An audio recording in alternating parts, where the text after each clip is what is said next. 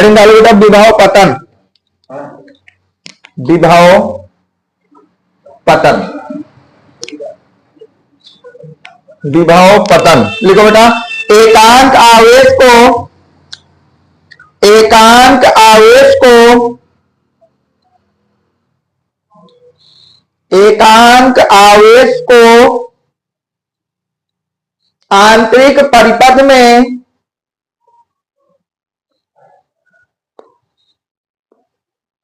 एकांक आवेश को आंतरिक परिपथ में प्रवाहित करने के लिए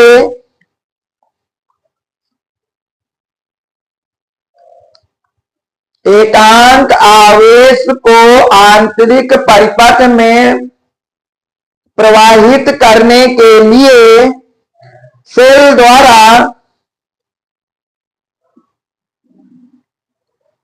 दी गई ऊर्जा को, सेल द्वारा दी गई ऊर्जा को विभव पतन कहते हैं।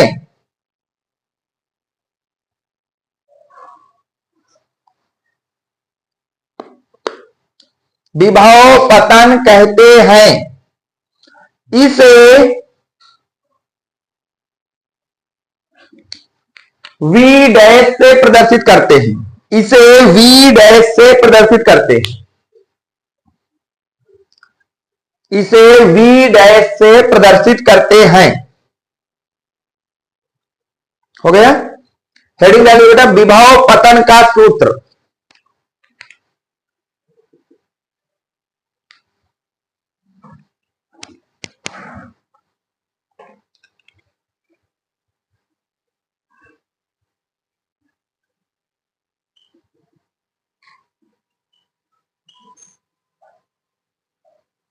लिखो बेटा विभव पतन का सूत्र होता है V डैश बराबर W आंतरिक बटे Q।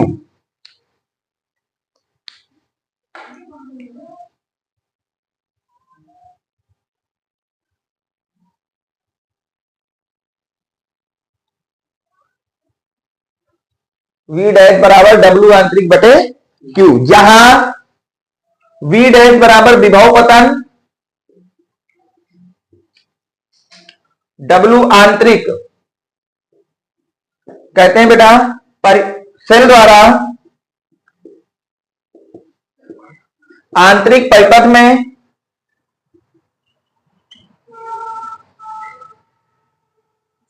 में किया गया कार्य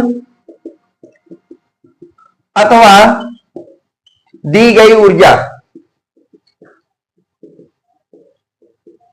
और Q को बोलते बेटा एकांक आवेश। एकांक आवेश लिखना बेटा। तो विभव पतन का सूत्र होता है बेटा V डैश बराबर W आंतरिक बटे Q, यहां पर V डैश आपका बताता है विभव पतन को, W आंतरिक बताता है सेल द्वारा आंतरिक परिपथ में किया गया कार्य या दी गई ऊर्जा को। ठीक है तक। और Q क्या है आपका एकांक आवेश।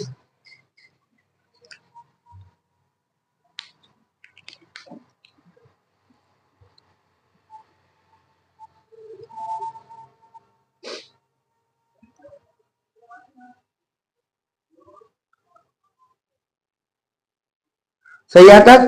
हेडिंग जाइए बेटा विभव पतन का मात्रक।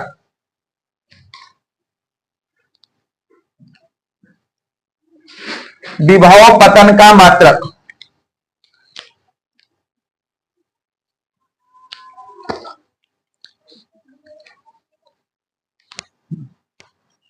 तो देखिए विभव पतन का मात्रक क्या हो जाएगा बेटा, V डैश का हमको मात्रक लिखना है, तो क्या लिखना है W क्या है कार्य, और कार्य का मात्रक क्या होता है, और Q क्या है आवेश, आवेश का मात्रक क्या होता है। तो पहला मात्रक हो गया जूल प्रति कूलाम, और जूल प्रति कूलाम को ही हम लोग क्या बोलते हैं वोल्ट बोलते हैं। तो नोट कर लो बेटा इसको।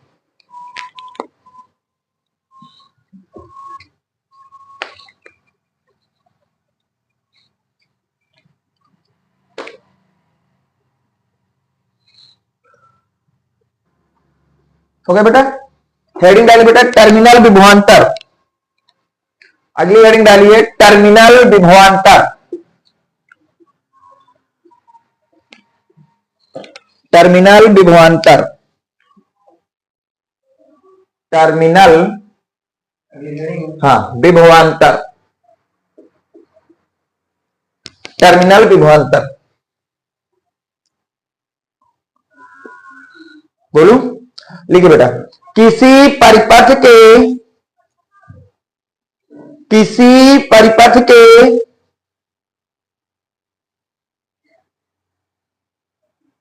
दो बिंदुओं के बीच, किसी परिपथ के दो बिंदुओं के बीच एकांक आवेश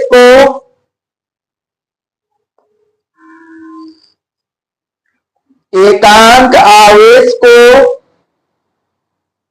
प्रवाहित करने में, एकांक आवेश को प्रवाहित करने में सेल द्वारा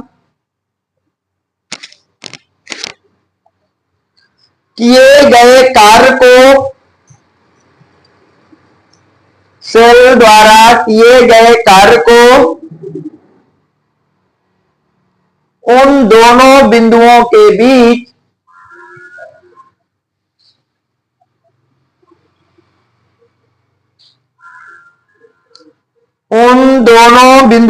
बीच टर्मिनल विभवांतर कहते हैं।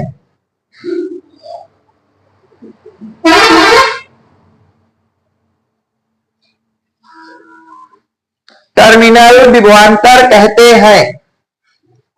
इसे V से प्रदर्शित करते हैं।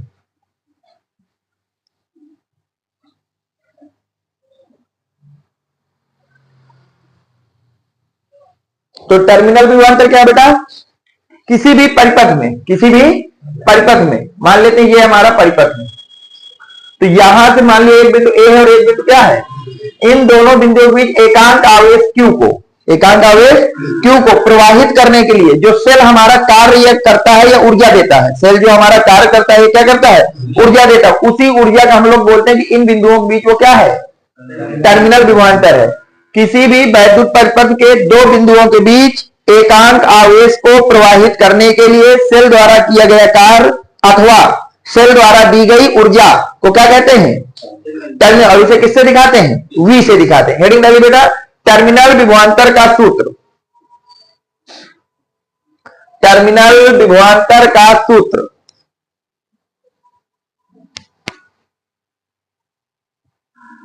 टर्मिनल विभवांतर का सूत्र तो लिख लेना बेटा, V बराबर W बाय बटे Q। ये सूत्र होता है V बराबर W बाय बटे Q, जहां जो आपका V है बेटा वो बताता है टर्मिनल विभवांतर को, टर्मिनल विभवांतर को बताता है। जो आपके पास बेटा W बाय है ये बताता है बाह्य परिपथ में सेल द्वारा किया गया कार्य या सेल द्वारा दी गई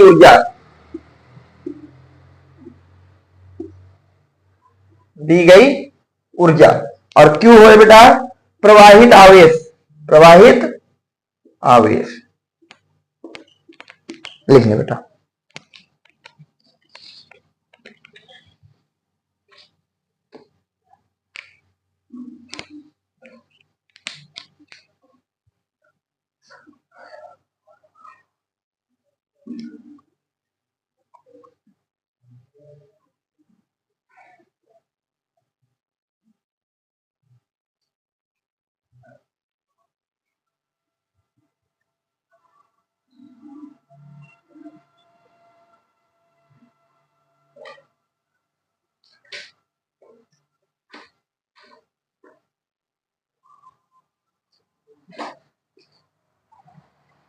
ठीक है, तो जो टर्मिनल विभवांतर का सूत्र क्या था, V बराबर W बाय बटे Q, जहां V बताता है टर्मिनल विभवांतर को, W बाय बताता है बाह्य परिपथ में सेल द्वारा किया गया कार्य या सेल द्वारा दी गई ऊर्जा को, और Q क्या बताता है जबकि विभव पतन का सूत्र क्या है, V dash equal to W आंतरिक बटे Q। दोनों में अंतर ये होता है कि उसमें जो W लिया जाता है वो आंतरिक लिया जाता है, किसमें, विभव पतन में, और टर्मिनल विभवांतर में जो W लिया जाता है कौन सा लिया जाता है, बाह्य। हेडिंग डालिए बेटा, सेल से बाह्य विद्युत परिपथ में, सेल से बाह्य विद्युत परिपथ में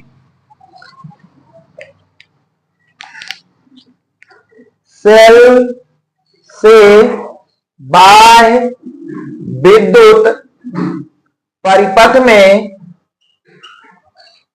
प्राप्त वैद्युत धारा,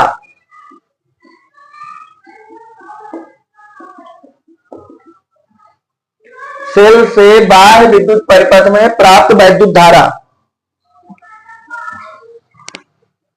प्राप्त वैद्युत धारा लिखो बेटा, टर्मिनल विभवांतर के सूत्र से,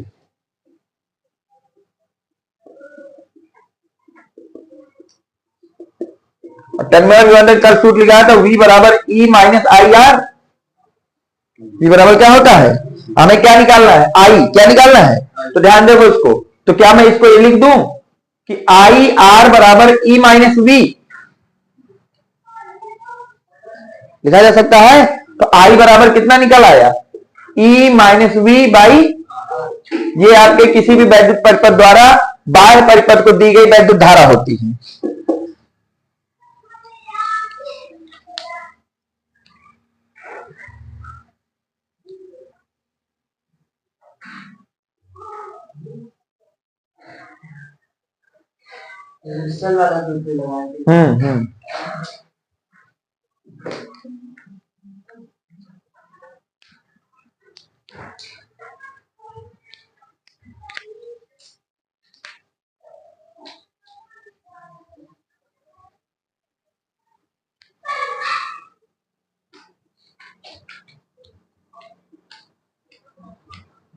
हो गया, लिखो, जहां I बराबर, जहां I बराबर बाह्य वैद्युत परिपथ को प्राप्त वैद्युत धारा, I जो है वो क्या है बेटा, बाह्य वैद्युत परिपथ को प्राप्त वैद्युत धारा,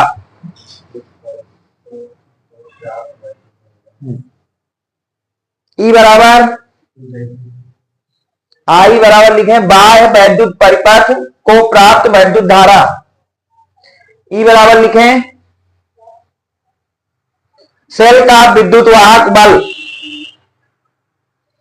सेल का विद्युत वाहक बल, E बराबर सेल का विद्युत वाहक बल। हो गया, V बराबर लिखें सेल का टर्मिनल विभवांतर,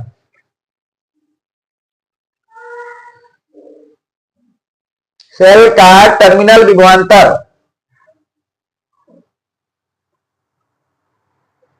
ठीक है। R बराबर लिखें सेल का आंतरिक प्रतिरोध,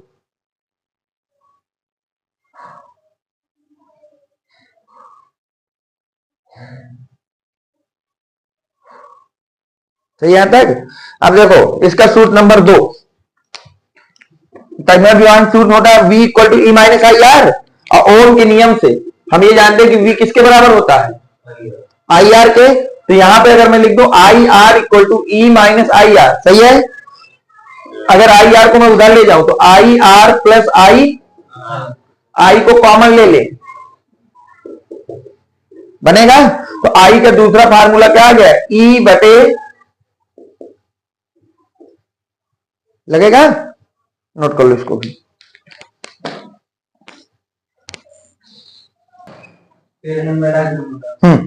हो गया बेटा, लिखो जहां, लिखो बेटा, जहां I बराबर बाह्य वैद्युत परिपथ में, बाह्य वैद्युत परिपथ में प्रवाहित विद्युत धारा, तो I क्या है बेटा, बाह्य वैद्युत परिपथ में प्रवाहित वैद्युत धारा, E बराबर सेल का विद्युत वाहक बल, सेल का विद्युत वाहक बल। कैपिटल आर बराबर सेल का बाह्य प्रतिरोध, सेल का परिपथ का बाह्य प्रतिरोध, परिपथ का बाह्य प्रतिरोध, और स्मॉल आर इक्वल टू बेटा क्या होता है, सेल का आंतरिक प्रतिरोध। स्मॉल आर किसको कहते हैं,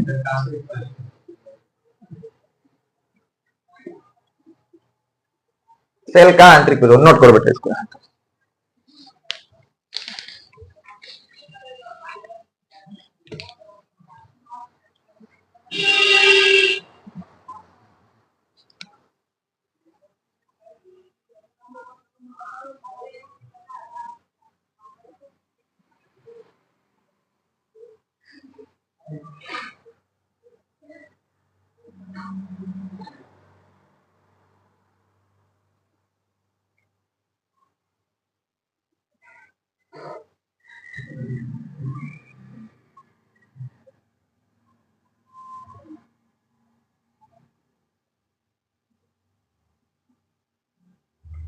ओके बेटा, देखो तो इस सूत्र में आई जो है वो आपका बाह्य वैद्युत परिपथ में प्रवाहित विद्युत धारा है, ई जो है वो सेल का विद्युत वाहक बल है, कैपिटल आर परिपथ का बाह्य प्रतिरोध है, और स्मॉल आर क्या है, सेल का आंतरिक प्रतिरोध। सही यहां तक। अब हेडिंग डालिए बेटा वैद्युत सेलों के संयोजन, वैद्युत सेलों का संयोजन।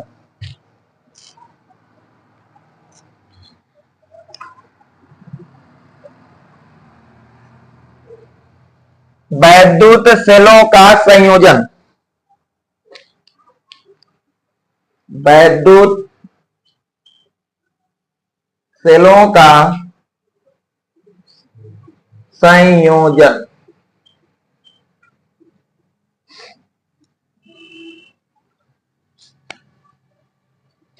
ठीक है, लिखो जब हम किसी परिपथ में, जब हम किसी परिपथ में, जब हम किसी परिपथ में दो या दो से अधिक, दो या दो से अधिक, दो या दो से अधिक वैद्युत सेलों को जोड़ते हैं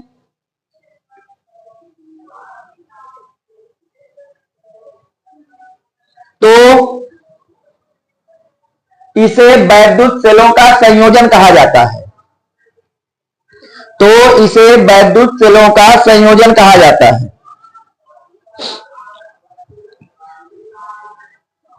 तो इसे वैद्युत सेलों का संयोजन कहा जाता है। क्या कहा जाता है बेटा, वैद्युत सेलों का संयोजन कहा जाता है।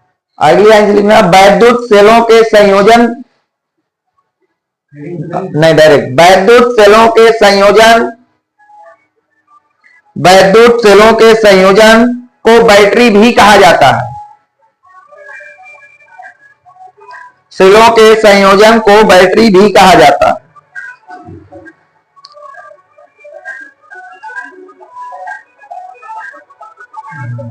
ठीक है, तो जो वैद्युत सेल होते हैं उनको दो या दो से अधिक वैद्युत सेलों को जोड़ दीजिए तो आपका जो बनता है उसे बैटरी कहते हैं, और उनको जोड़ने का जो प्रक्रिया है उसी प्रक्रिया का नाम क्या है, वैद्युत सेलों का संयोजन। जैसे मान लीजिए आपने दो सेल जोड़ दिए, इस तरह से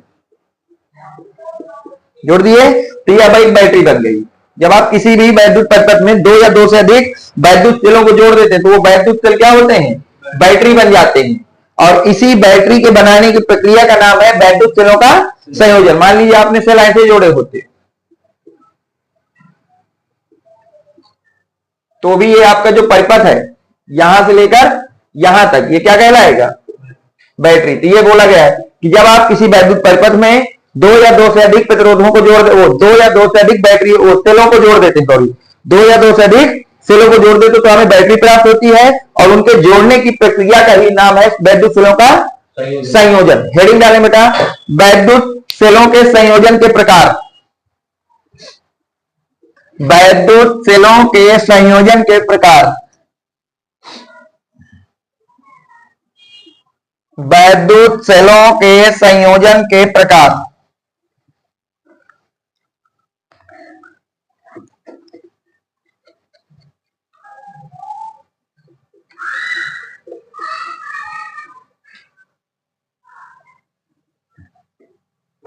सही यहां तक लिखो बेटा।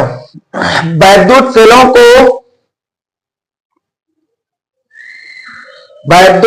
को तीन प्रकार से संयोजित किया जा सकता है। वैद्युत सेलों को तीन प्रकार से संयोजित किया जा सकता है। किया जा सकता है। वैद्युत सेलों को तीन प्रकार से संयोजित किया जा सकता है। तीन प्रकार से क्या किया जा सकता है बेटा? संयोजित किया जा सकता है। पहला लिखें बेटा श्रेणी क्रम में, श्रेणी क्रम में। दूसरा लिखेंगे समांतर क्रम में, और तीसरा है मिश्रित क्रम में।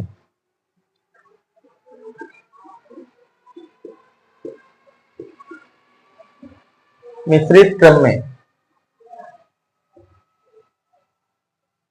ठीक है। तो जो आपके वैद्युत सेल होते हैं उनको तीन तरह से आप संयोजित कर सकते हैं, या तो श्रेणी क्रम में, या तो बहुत से सेल हैं तो कुछ को श्रेणी में लगा दो और कुछ को समांतर में लगा दो, तो फिर वो कहलाता है मिश्रित क्रम। मिश्रित क्रम का मतलब है कि जैसे कहीं बहुत सारे सेल हैं तो उनमें से कुछ सेलों को आपस में जोड़ दो श्रेणी क्रम में और कुछ को जोड़ दो समांतर, तो वो किसकी कैटेगरी में चला जाएगा? मिश्रित। तो पहली हेडिंग डालेंगे बेटा सेलों का श्रेणी क्रम में संयोजन। सेलों का श्रेणी क्रम में संयोजन।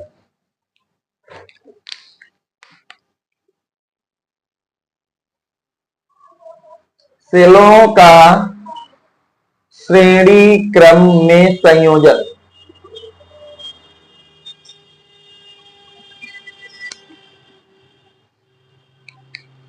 ठीक है, लिखो बेटा। माना n सेलों को श्रेणी क्रम में, माना n सेलों को श्रेणी क्रम में जोड़ा गया है तथा प्रत्येक सेल का विद्युत वाहक बल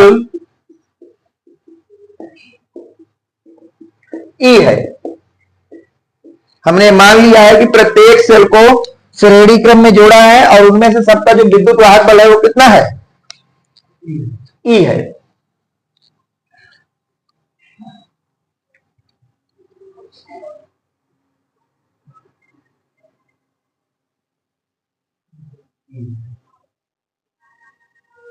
हो गया यहां तक? तथा प्रत्येक वैद्युत तथा प्रत्येक वैद्युत तथा प्रत्येक वैद्युत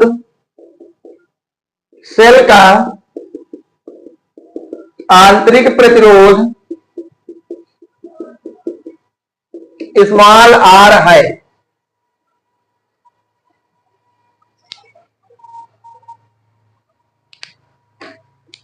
ठीक है, अब हमने मान लिया कि n सेल लिया है, हर सेल का विद्युत वाहक बल कितना है? E है, और आंतरिक प्रतिरोध कितना है? R है। अब देखो परिपथ में प्रयुक्त n सेलों का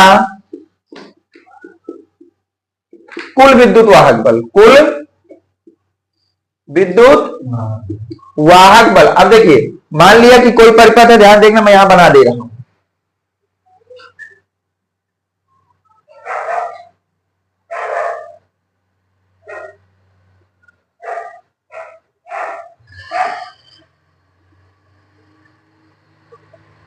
ये परिपथ है, ये हो गया हमारा E E E E small r small r small r small r।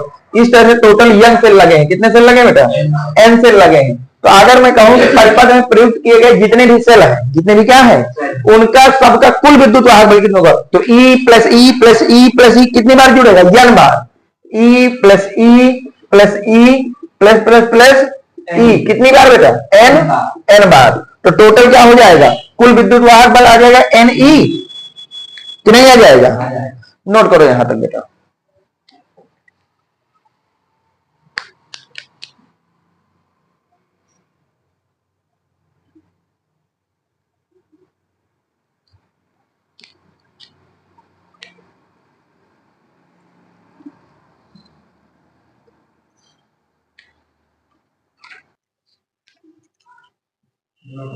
होगा बेटा। अब देखो, तो हमने वैद्युत परिपथ में कितने सेल लगाए थे बेटा? एन सेल लगाए, और उनका कुल विद्युत वाहक बल कितना आ गया? N E. इसी तरह से अगर मैं कुल आंतरिक प्रतिरोध निकालूं, क्या निकालूं बेटा? परिपथ में लगे एन सेलों का कुल आंतरिक प्रतिरोध, कुल आंतरिक प्रतिरोध, तो क्या बेटा वो हो जाएगा R plus R plus R plus plus plus कितनी बार? N बार। होगा कि नहीं होगा? तो अगर जोड़ोगे तो टोटल आंतरिक प्रतिरोध कितना आ जाएगा?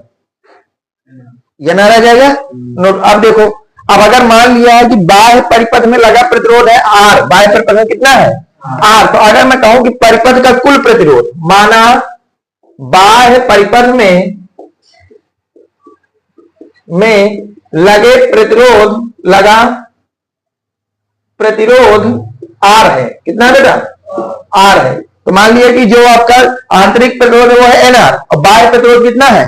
तो परिपथ का कुल प्रतिरोध अगर मैं लिखूं, परिपथ का कुल प्रतिरोध,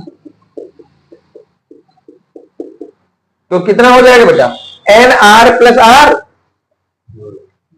परिपथ का कुल NR है आंतरिक प्रतिरोध है, क्या है? और R है बाह्य प्रतिरोध। तो अगर कुल प्रतिरोध निकाला तो आंतरिक प्लस बाह्य, तो ये होगा। नोट करो बेटा यहां तक।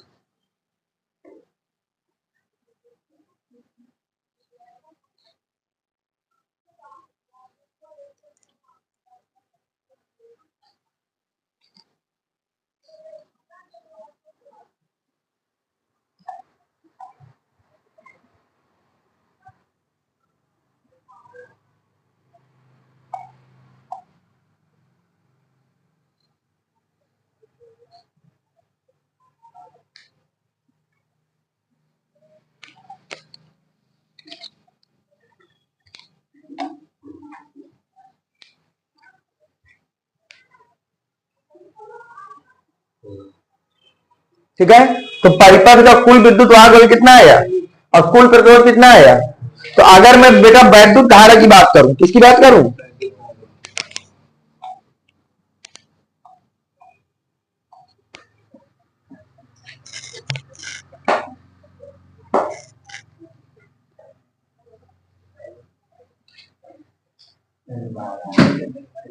तो ध्यान से देखना बेटा, अगर मैं कहूं कि परिपथ में प्रवाहित विद्युत धारा, परिपथ में प्रवाहित विद्युत धारा, तो उसका सूत्र क्या होता है? परिपथ का कुल विद्युत वाहक बल बटे परिपथ का कुल प्रतिरोध। तो सूत्र लग जाएगा परिपथ का कुल विद्युत वाहक बल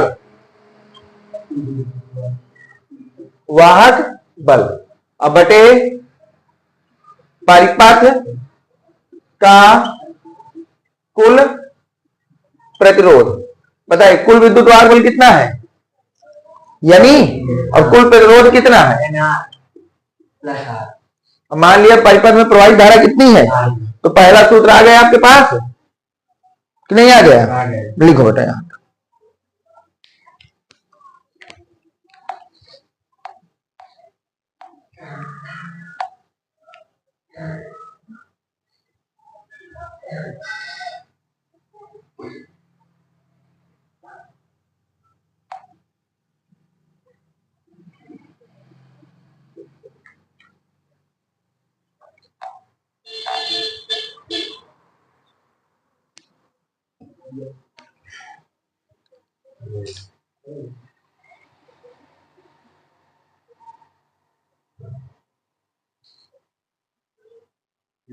सही है। अब देखो इसके केस नंबर 2 केस बना लो। केस नंबर 1, हो सकता है कि जो बाह्य प्रतिरोध लगा है, जो कौन सा प्रतिरोध लगा है बेटा, वो आंतरिक प्रतिरोध से बहुत ज्यादा हो। वो क्या हो? तो यदि ध्यान से देखना एनआर, सॉरी, यदि एनआर बहुत छोटा है, किससे?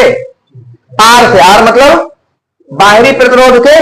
तो क्या बेटा इसको ये लिखा जा सकता है? ध्यान से देखना कि जो एन आर प्लस आर है, इसको लगभग लगभग हम आर लिख सकते हैं।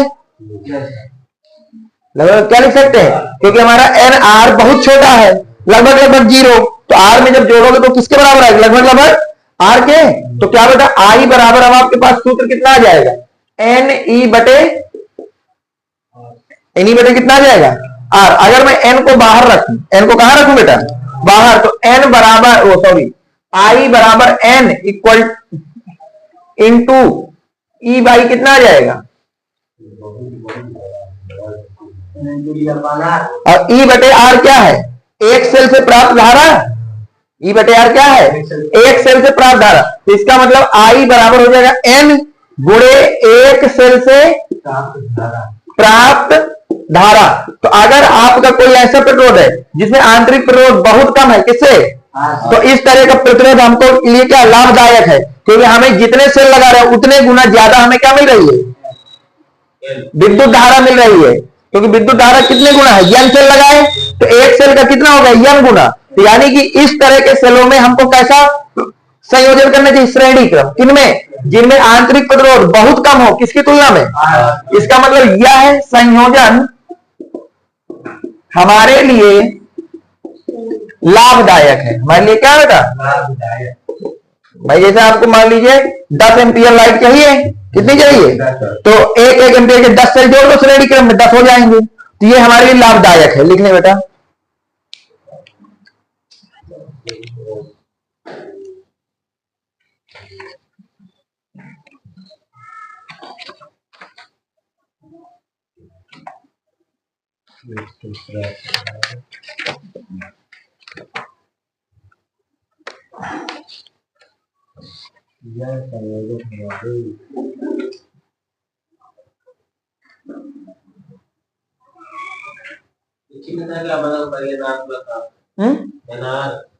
ये आंतरिक प्रतिरोध है,